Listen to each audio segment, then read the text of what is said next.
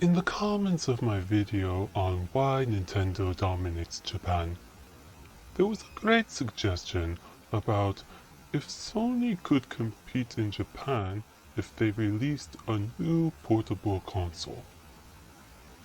I think it is possible, but there would still be many challenges and require some fundamental changes from Sony, and they are running out of time to do them. So let's explore what those are. The first challenge is that PlayStation has been on the decline. While it's impressive it could sell over 5 million in Japan with no marketing effort, and with the PS Vita case, no first-party support, that is still a decline. The PS2 sold over 20 million units and the PSP over 19 million.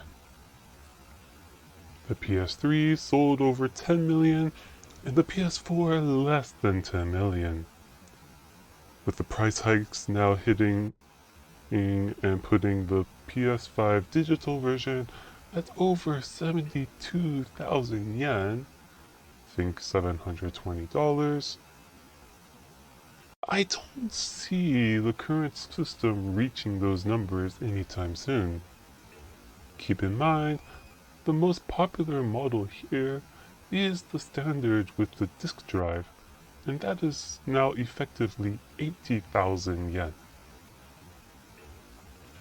The next challenge is that Sony does not have many good branding mascots in Japan. Astrobot is a recent success and the best bet, but I haven't seen Sony embracing that opportunity, just like they failed to embrace Sackboy. It's a shame because Astrobot has held its value very well.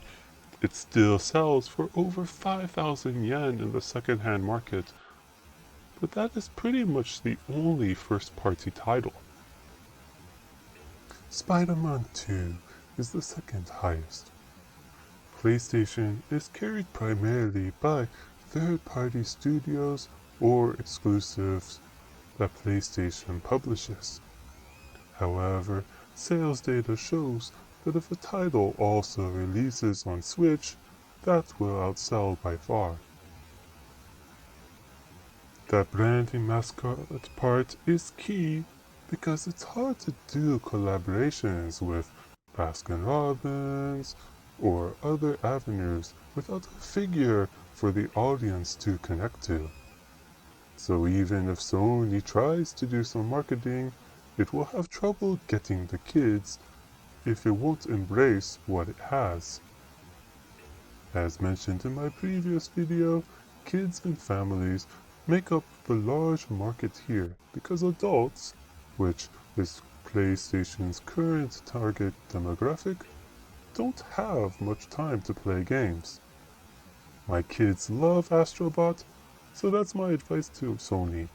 Embrace it and also expand along that.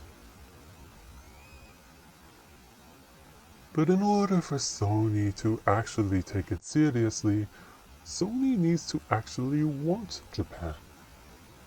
In a recent interview, the old leader for PlayStation commented how they don't see Nintendo as competition.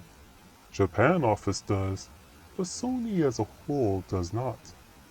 That's pretty much saying they abandoned Japan, which the lack of marketing already supported. I still say, selling 5 million units despite that apathy is impressive. But assuming they get their act together and actually try, embracing a viable mascot, doing marketing, and releasing a portable console, would that be enough? It's a good start, but remember, the PlayStation Vita launched after the huge success of the PlayStation Portable, but only sold 5 million units, about a fourth of the PSP. For that, we need to address a few critical issues: price, games, and storage. Nintendo is in an interesting position because for its hardware, it's actually very competitively priced. While the US has Steam Deck at a similar price, in Japan, Switch 2 is much cheaper than anything that even tries to be similar and yet fails. The ROG Ally X model is about 3 times what the Switch 2 is. If PlayStation wants to make a more powerful console, it would likely be more expensive, as the current PlayStation 5 digital model is already over 70,000 yen. A portable model would likely be even more. But even if Sony could reach lower prices, that would not be enough. The PlayStation Vita launched at about the same price as the 3DS, but when Nintendo slashed the price to save their console, Sony couldn't without making compromises. But even with a very affordable PlayStation TV model, it still could not sell. Why? There were no games. You could argue this is where Sony relied almost entirely on third party. Besides Uncharted and Gravity Rush, I cannot think of any viable first-party games released for the Vita. If the console maker is not supporting the console with games, that shows the console is pretty much dead, so consumers won't buy. This problem is even worse now as game development cycles take even longer, and PlayStation 5 fans are unhappy with Sony's lack of many games this generation. The huge push for live service titles have only made it worse. Nintendo, on the other hand, generally has a new title every month, so even if it's not something you are interested, there is something from the first party to show health, and a lot of Japan's demographic-friendly titles. This is something Sony would need to emulate to regrow its fanbase. However, it may be too late for that.